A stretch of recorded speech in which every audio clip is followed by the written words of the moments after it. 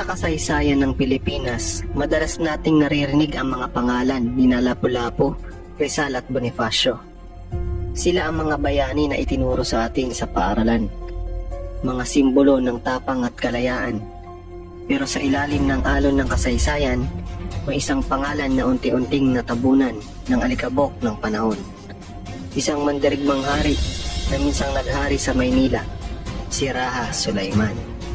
Ka-Junes Day, kung bago ka pa lang dito sa channel, i-click mo muna ang subscribe para lagi kang kasali sa ating mga kwento at uploads.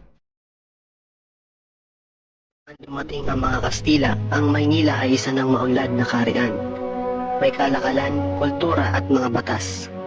Ang mga tao ay namumuhay ng payapa sa tabi ng ilog Pasig, nakikipagkalakalan sa mga Tsino, Malay at iba pang karatig na bayan. Sentro ng kahariang ito ay si Raha Sulaiman, isang batang pinuno na kilala sa kanyang katalinuhan, tapang at marangal na puso. Isa siyang leader na hindi lamang marunong sa digmaan, kundi may malasakit sa kanyang mga nasasakupan. Ngunit noong 1570, dumating ang mga dayuhan, ang mga Kastila na pinamumunuan ni Martin de Goiti at Miguel Lopez de Legazpi.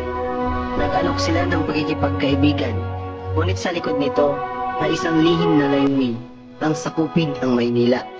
Alam ni Raha Sulaiman ang tunay na hangarin ng mga dayuhan, kaya't buong tapang niyang sinabi, "Hindi ako papayag na alipinin na ang aking bayan. Ang Maynila ay para sa anak ng Maynila." Nagliyab ang digmaan. Ang mga mandirigmang Tagalog, bitbit ang kanilang sibat at kalasan, ay lumaban sa mga sundalong may kanyon at baril. Sa kabila ng kanilang tapang, natalo sila. Sinunog ang Maynila at napilitang umurong si Sulaiman. Ngunit hindi siya sumuko.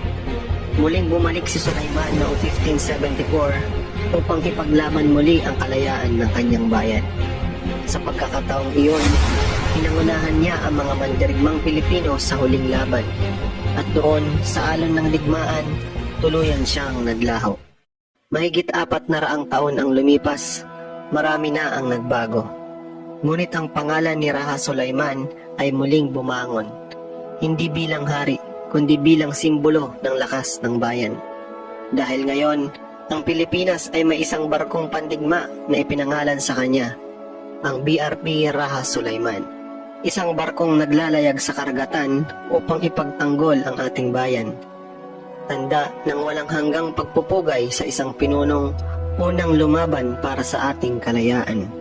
Kaya sa tuwing maririnig mo ang pangalang Raha Sulaiman, alalahanin mo, hindi lang siya hari ng Maynila. Siya ang hari ng tapang, dangal at pagmamahal sa sariling bayan.